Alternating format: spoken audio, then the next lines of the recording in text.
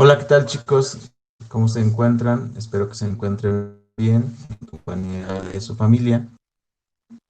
En esta ocasión, lo que vamos a realizar, pues es básicamente la grabación de la clase, derivado de que en algunas ocasiones, pues no tenemos la oportunidad ni las facilidades para accesar a las clases en Meet. Entonces, derivado de ello, lo que vamos a realizar es eh, una clase grabada, para que todos tengamos acceso y si tenemos duda, pues podamos revisarla en cualquier momento. Muy bien.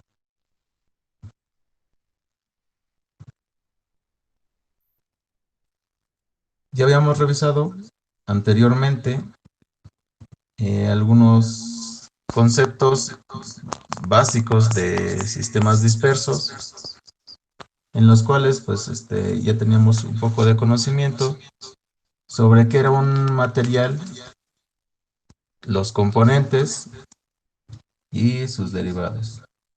Me voy a permitir presentar pantalla para seguirlo explicando.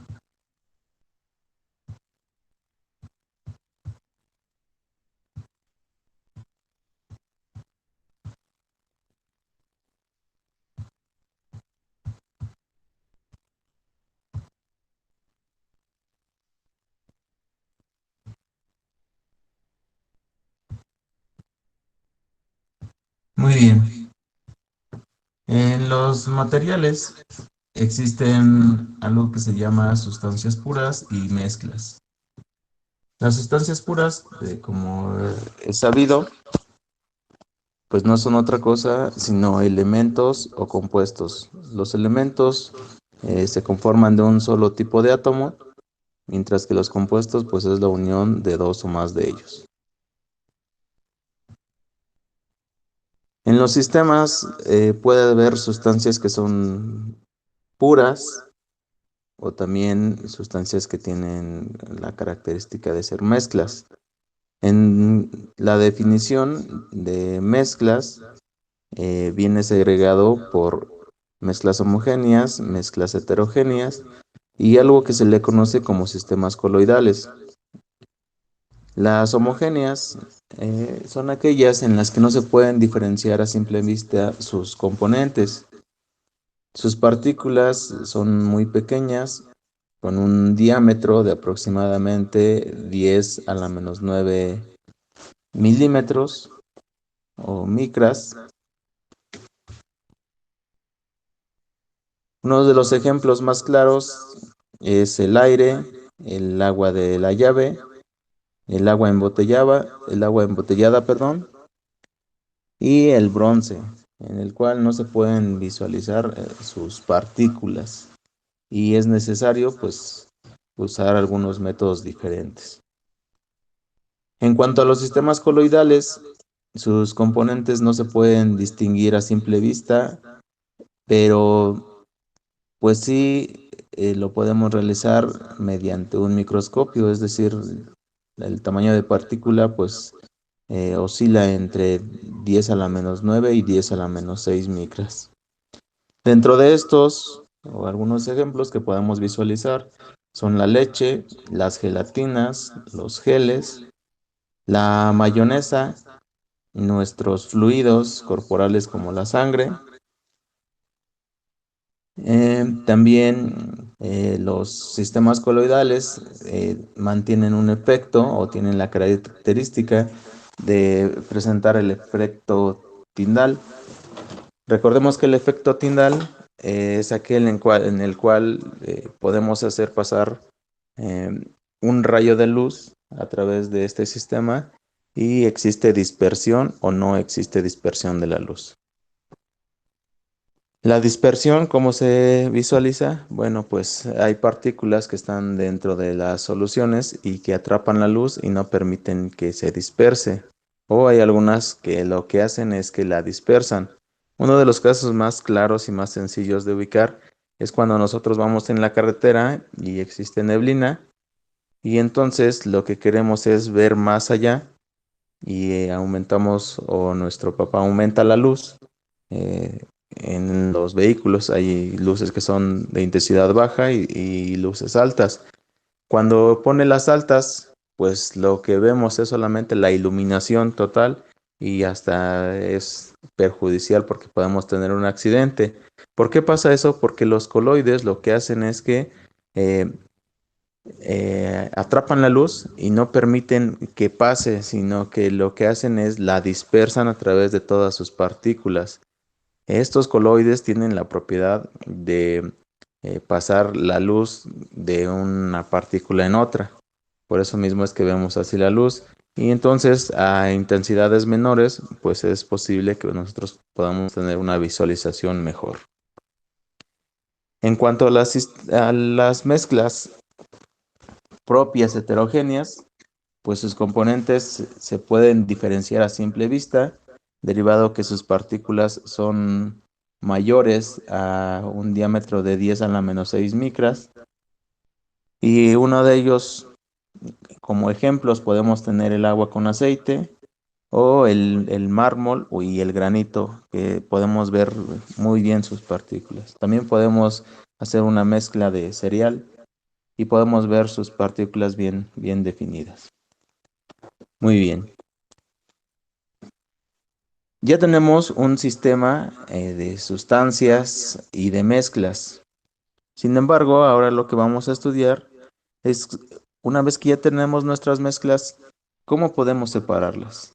¿Qué podemos hacer para que se separen? Pues bien,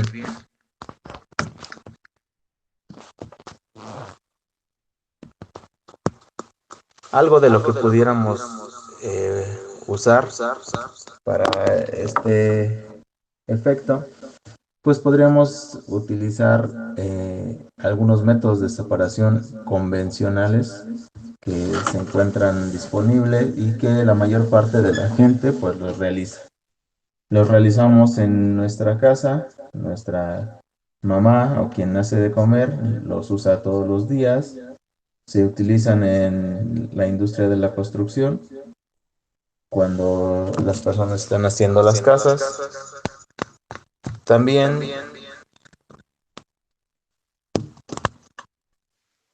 lo utiliza la industria, todas las industrias, desde la minera hasta la farmacéutica. ¿Y para qué se realizan? Bueno, pues lo realizan para tener una mejor eh, visión de sus componentes.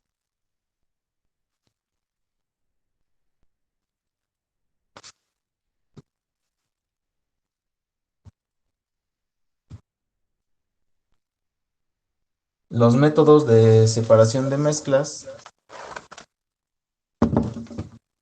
no son otra cosa que algunos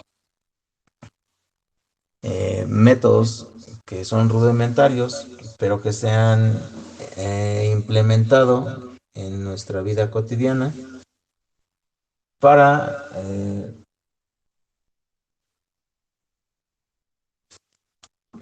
permítame,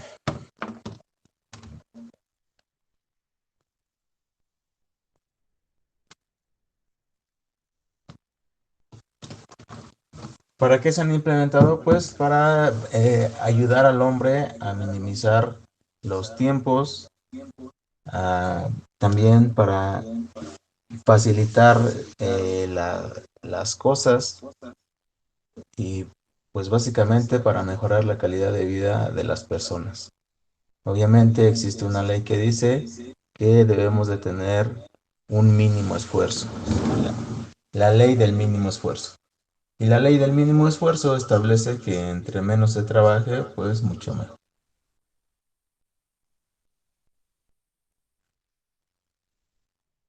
Muy bien.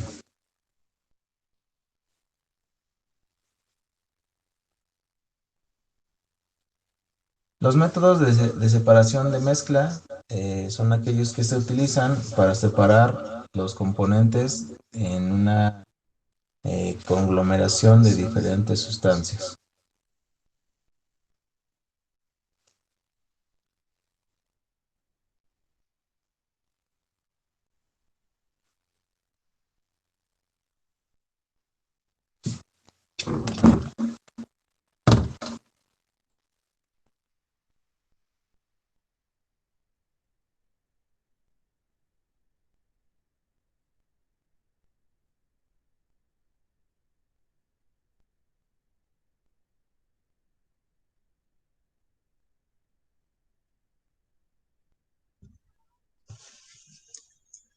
Muy bien.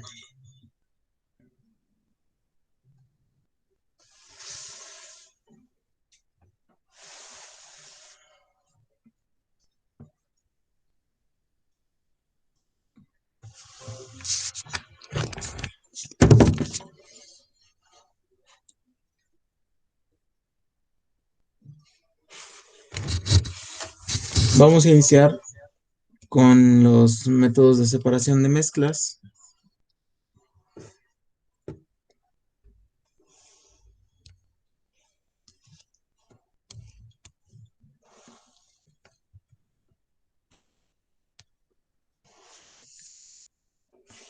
¿Qué son los métodos de separación de mezclas? Bueno, de forma natural, pues es difícil que las sustancias puras constituyan una mezcla.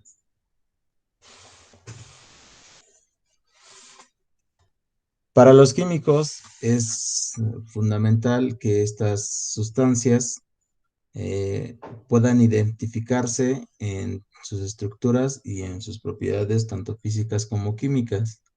Existen diferentes métodos para separación de los componentes. Dichos métodos, pues, son físicos, ya que no alteran las propiedades de los componentes. Al realizar cualquier separación de las mezclas, lo que primero debemos considerar, pues, es el estado físico, las características y las propiedades que tienen los componentes para que elijamos la técnica más adecuada. ¿Cuáles son estos métodos de separación?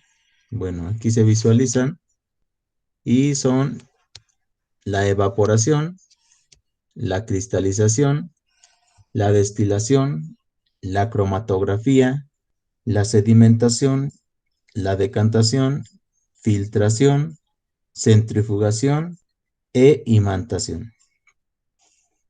Todas estas constituyen una gama de opciones para que nosotros en cualquier mezcla que tengamos, pues podamos utilizar o echar mano de alguna de ellas y separar los componentes si nosotros lo deseáramos. Pero vamos a ver una por una. Iniciamos con la evaporación. La evaporación, pues es un método físico que permite que se separe un sólido de un líquido siempre y cuando esté en una mezcla homogénea. Recordemos que las mezclas homogéneas son aquellas en las que todos sus componentes permanecen con una idoneidad y que en cualquier parte de nuestra muestra, pues tenemos los mismos componentes. Asimismo, las mezclas homogéneas, pues al estar completamente dispersos sus componentes, pues no se visualizan de manera óptica, es decir, nosotros no podemos distinguir cuáles son los componentes que la tienen. Y regularmente, pues son soluciones. Ya habíamos hablado en la clase anterior, o habíamos visto, qué es una solución y qué es una suspensión.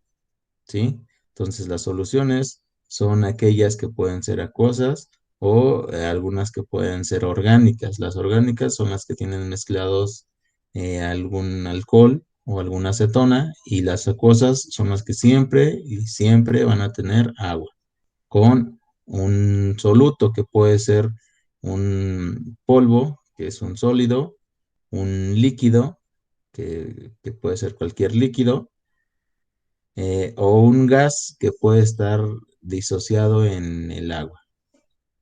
Bueno, estos se separan mediante el punto de fusión del sólido, que obviamente pues es mayor al punto de ebullición del líquido.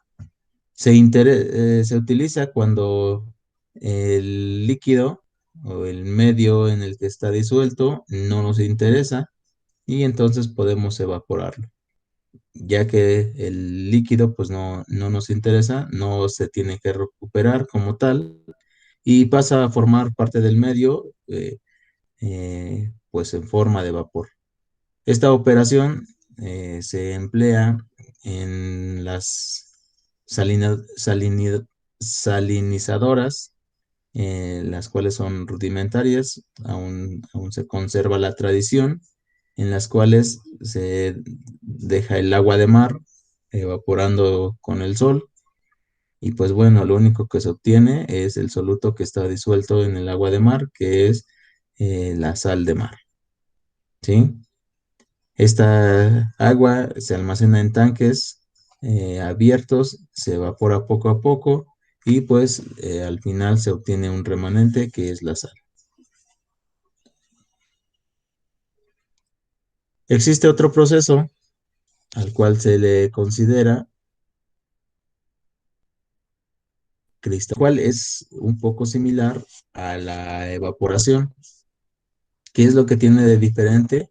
Bueno, primero que nada, también se separa una mezcla en la cual está un sólido y un líquido.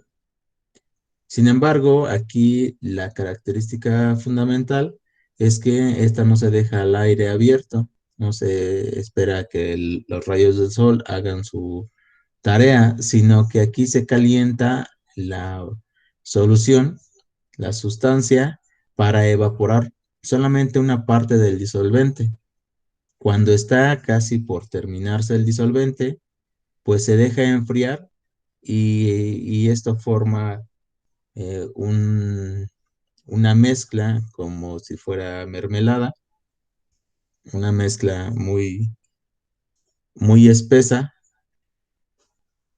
Cuando se enfría, la temperatura va descendiendo, se van formando los cristales o va precipitándose el soluto que se encuentra disuelto. En la precipitación, pues se van formando estos mismos cristales y uno de los ejemplos más significativos es cuando se quiere separar el agua de, de la azúcar, cuando tenemos una solución azucarada.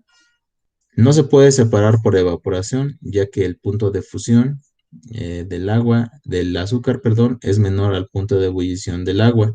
Es decir, una de las características principales es que la sal o el sólido que está disuelto tiene un punto de ebullición mucho menor que su soluto.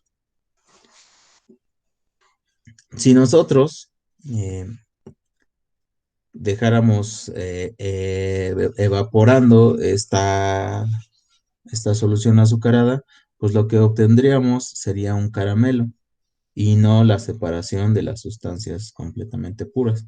Por eso mismo es que es necesario utilizar la cristalización, en la cual pues se evapora parte del líquido, se enfría y se obtienen los cristales.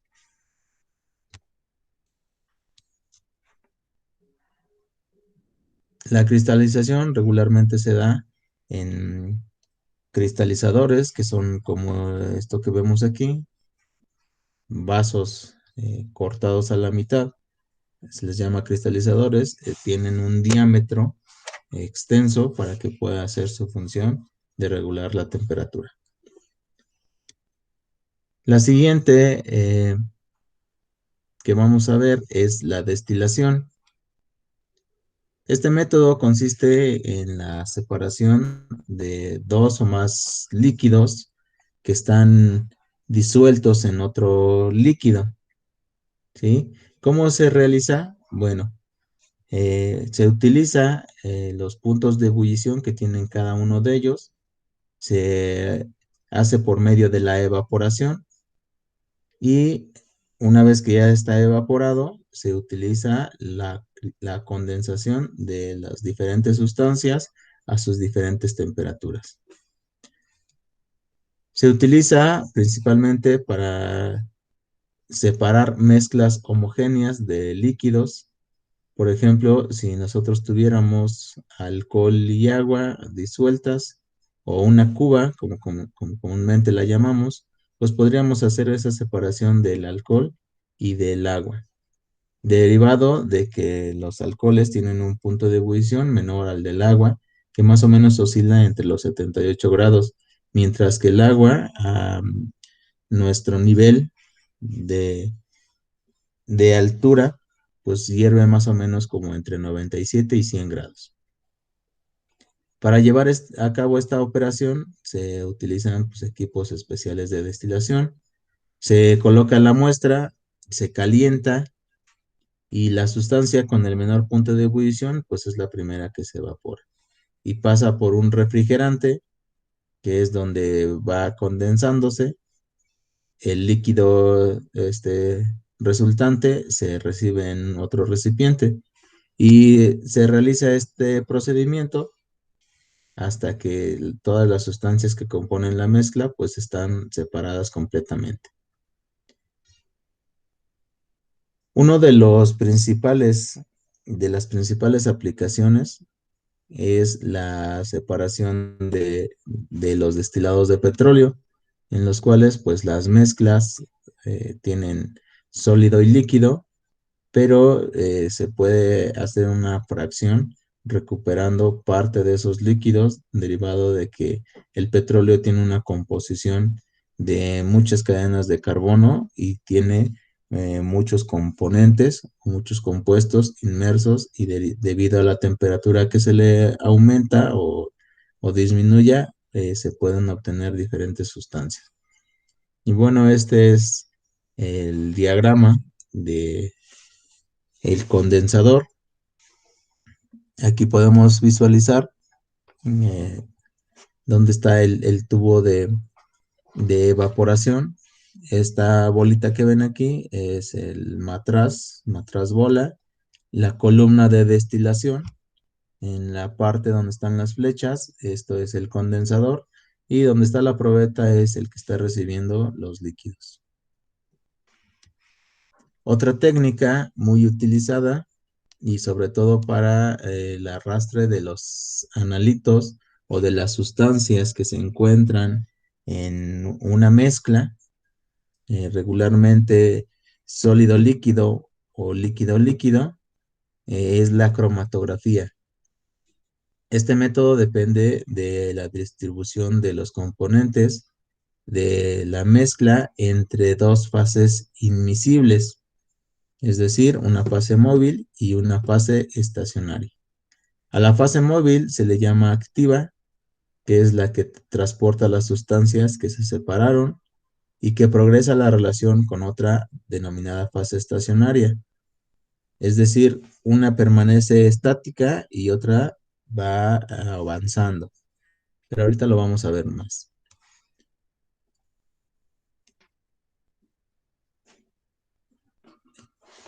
Para que lo entendamos mejor, vamos a hacer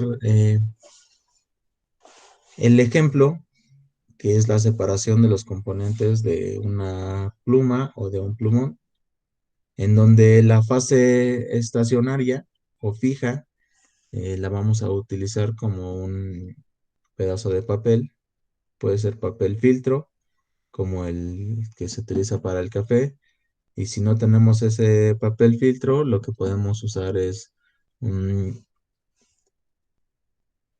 un sobre de té, en el cual se le va a quitar, pues obviamente, todo el sustrato, que es el que hace el té, o una hoja de papel convencional. Podemos usar eso como fase estacionaria. La fase móvil regularmente es una combinación de fase acuosa y fase orgánica. La fase acuosa es agua solamente, todo es agua. La fase orgánica es una composición de agua y algún solvente que puede ser algún alcohol, metanol, etanol, acetona, pero que también podemos usar algún algún compuesto no tan agresivo como puede ser el vinagre. Dice, el procedimiento es muy sencillo, lo podemos hacer en casa. Se coloca un poco de agua en la superficie de un plato y se puede usar gis o un papel filtro. Se marca se marca un círculo círculo con la tinta o con el plumón que esté en una separación de más o menos 1,5 o 2 centímetros retirado del plato. ¿Qué es lo que se hace? Que se pone el papel para que esté en contacto con el agua y cuando ponemos el papel con el agua, pues se va absorbiendo. A eso se le llama fase móvil. La fase estacionaria es el papel y cuando va recorriendo el agua a través de la superficie del papel, a eso se le conoce como fase móvil. Bueno, se espera unos minutos para que corra la muestra, va en forma ascendente, va hacia arriba y los colores van diseminándose a través de esa corrida. Nosotros conocemos que el papel, las tintas negras, perdón, pues son color negro. Sin embargo, cuando realicemos esta práctica, nos vamos a dar cuenta que en realidad es la composición de todos los colores del arco iris. Con eso se puede hacer el negro. Y en algunas cosas es la saturación del color verde con azul y rojo. Y bueno, aquí tenemos el ejemplo, cómo se visualizan diferentes plumones. Aquí tenemos un color café, aquí tenemos un verde, un rojo, un azul, un gris, otro azul y otro más verde. Entonces lo podemos ir viendo cómo va diseminándose los colores. Los colores o los que nos venden es la composición o la mezcla de tres colores básicos, que es el cian, que es como azul, que es el magenta, perdón, el cian, que es rojo, el magenta, que es azul, y el amarillo. Esa es la combinación de tres colores básicos, es con la que hacen todos los colores habidos y por haber. Otra técnica muy utilizada es la sedimentación. La sedimentación, pues, no es otra cosa que el dejar que en una mezcla las partículas a través de su densidad o de su peso, pues vayan yendo al fondo del recipiente que los contenga. Se basa en la diferencia de los pesos o de densidades, si los tenemos en líquido o en líquido sólido. Se pueden separar mezclas heterogéneas, es decir, mezclas que tienen o que podemos visualizar sus componentes, como pues mediante el reposo. Es un paso previo para la decantación y se utiliza para separar el agua de la arena o el aceite del agua, el cual las partículas o las sustancias con mayor peso van hacia el fondo, mientras que las de menor peso permanecen en la parte de arriba. A esto se le llama sedimentación. Y aquí podemos observar cómo tenemos un UFO en el cual está disuelta arena o tierra con agua y todavía se ven algunas partículas que están inmersas en el medio. La decantación es como lo que sigue después de la sedimentación. Se utiliza para separar dos líquidos con diferentes densidades que están constituidas regularmente por sólidos insolubles en líquidos, sólidos o líquidos, puede ser ambos. Se trata de un método basado en la diferencia de densidades o de pesos, igual que el anterior. Por ejemplo, si tenemos una mezcla de sólido y líquido que no se disuelven uno con otro, pues lo único que se hace es que se deja reposar, se hace la sedimentación. El sólido, siempre y cuando sea más pesado, pues va a ir al fondo del recipiente. Si se trata de dos líquidos, eh, el que tenga mayor peso molecular, pues va a ir al fondo, el que tenga menor densidad, pues va a permanecer en la parte de arriba. Algunos ejemplos que se pueden visualizar aquí es, por ejemplo, cuando nuestra mamá hace agua de fruta y no sé, aquí no lo marca, por ejemplo, la de tamarindo, regularmente, o nosotros cuando vamos a los taquitos y compramos un Boing, siempre está el sedimento en la parte de abajo. Entonces, lo que hace el señor taquero, voltea o invierte el frasco de vidrio del Boing y lo que hace es que lo tiene que agitar. ¿Para qué? Para que se incorporen todos los sedimentos que están ahí presentes. La técnica de decantación, pues obviamente se basa en la densidad de los componentes que tiene. Si podemos ver el ejemplo del Boeing, pues nos daremos cuenta que hay un sedimento que está hasta la parte de abajo. Entonces, eso es pulpa.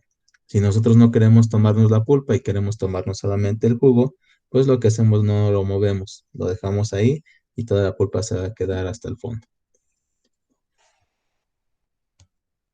Existen algunos otros métodos que son más fáciles de usar en cuanto a decantación se llama.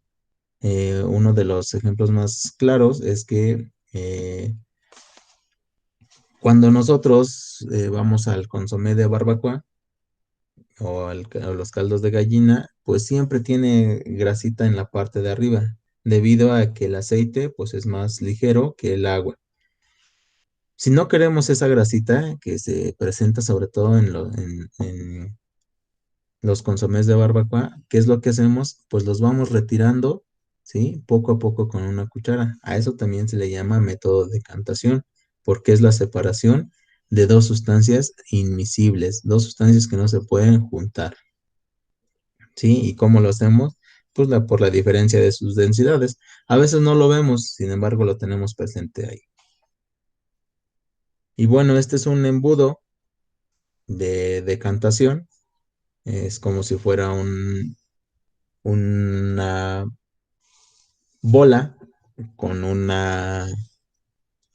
con un pistilo en la parte 2 que podemos ver. En la parte uno es un matraz bola con una columna, que es la parte 2 y tiene una llave en la parte de abajo para retirar los líquidos.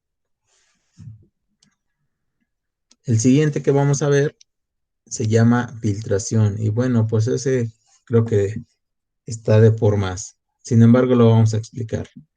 Se trata de una operación en la cual se permite la separación de mezclas heterogéneas, es decir, que sus componentes se pueden visualizar a simple vista.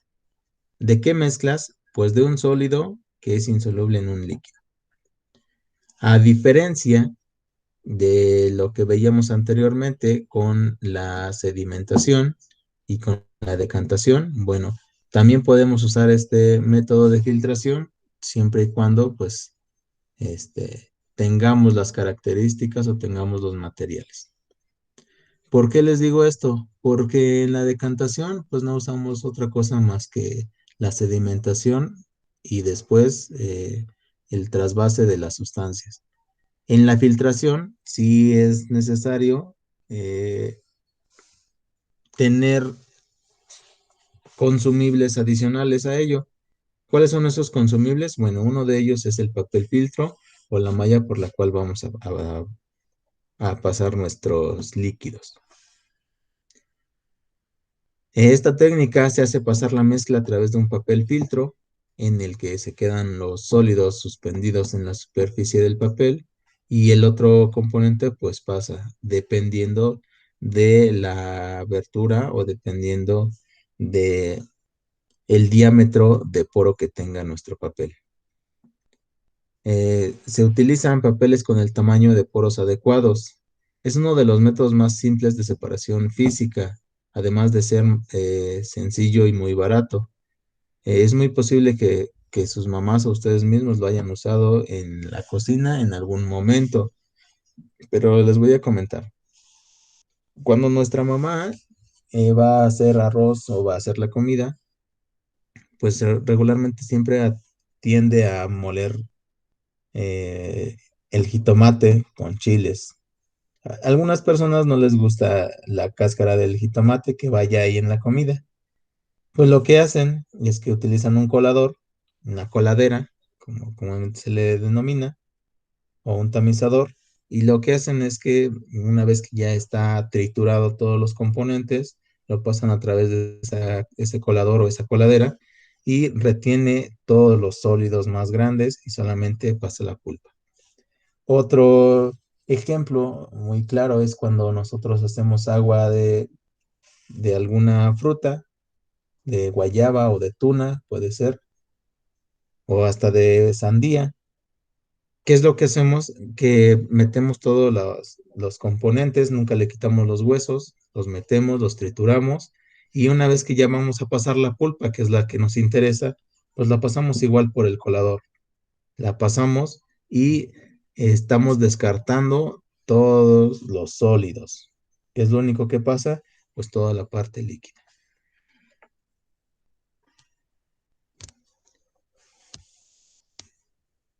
Continuamos con la siguiente técnica que es la centrifugación.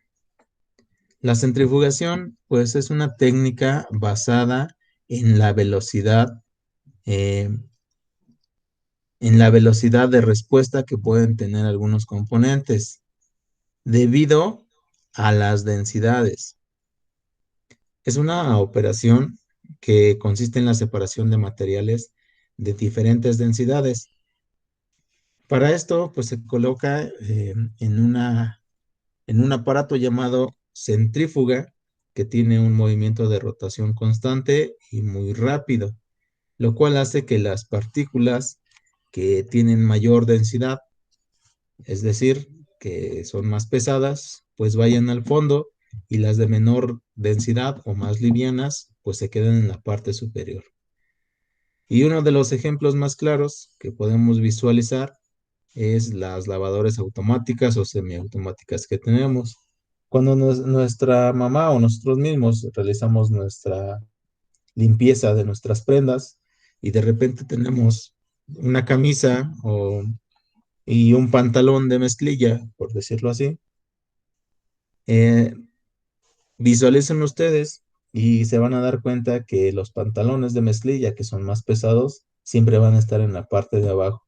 Y las prendas más delgadas siempre van a estar en la parte de arriba. ¿Por qué? Porque va a depender de los pesos que tengan cada prenda que estamos lavando y que estamos centrifugando.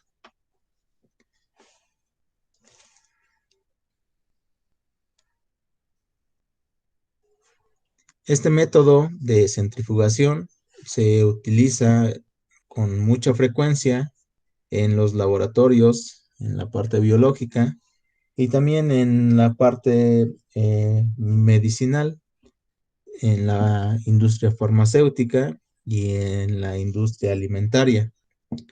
¿Para qué? Bueno, cuando el doctor nos envía a realizar unos estudios de sangre, por decirlo así, pues para obtener la cantidad de glóbulos rojos, de glóbulos blancos, de suero, de plaquetas, pues lo que hacen es que nos extraen parte de nuestra sangre, nos toman una muestra, la meten a una centrífuga y bueno, ¿qué es lo que hacen? Pues que con la centrífuga y con las velocidades que tiene este aparato, pues la, la composición de la sangre tiene diferencias en cuanto a su densidad, en cuanto a glóbulos rojos, plaquetas y todos los componentes de nuestros líquidos corporales. También en la industria farmacéutica se utiliza para la sedimentación de algunas sustancias, para la extracción y en la industria alimentaria, pues se utiliza para obtener los sueros de la leche o para realizar algunos componentes como es el- la segregación eh, de algunos líquidos que no se quieren, no se quieren que vayan en algunos alimentos. Por último, tenemos a la imantación, que consiste en la separación de sólidos que tengan la propiedad de imantación. No todos los metales tienen esa propiedad, hay que ser claros. Sin embargo, la mayor parte que son ferrosos, pues sí tienen esa propiedad de imantación.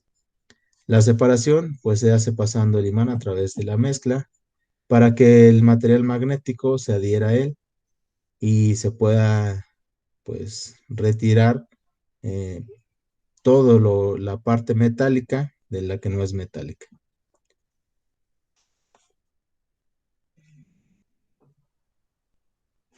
Y bueno, aquí tenemos un ejemplo claro en el cual se tiene una mezcla de madera con pedazos de metal, se pasa el campo magnético y lo que se atrae pues es la parte metálica y la parte de madera que no tiene esa propiedad de imantación, pues se queda ahí adherida.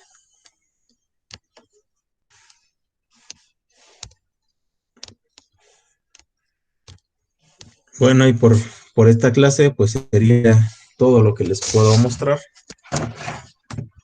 Es todo en cuanto a los métodos de separación de mezclas.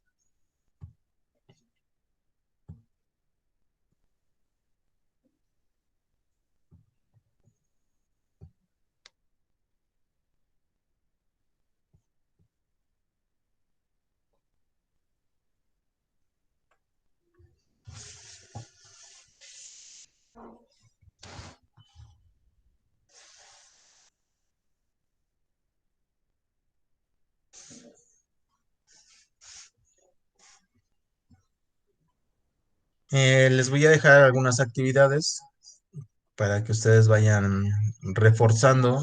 Les voy a dejar algunos links eh, como reforzamiento para que los lean, para que los revisen. Hay algunos videos. También vamos a hacer una práctica con este tipo de elementos que estamos viendo, de las separaciones de las mezclas, tanto homogéneas como heterogéneas, para que los revisen y pues si tienen alguna duda, la vayamos preguntando.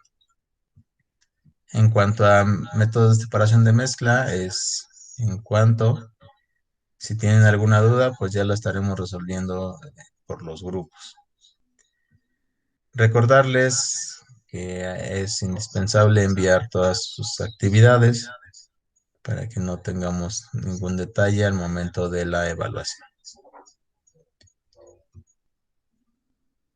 Sigan teniendo buen día.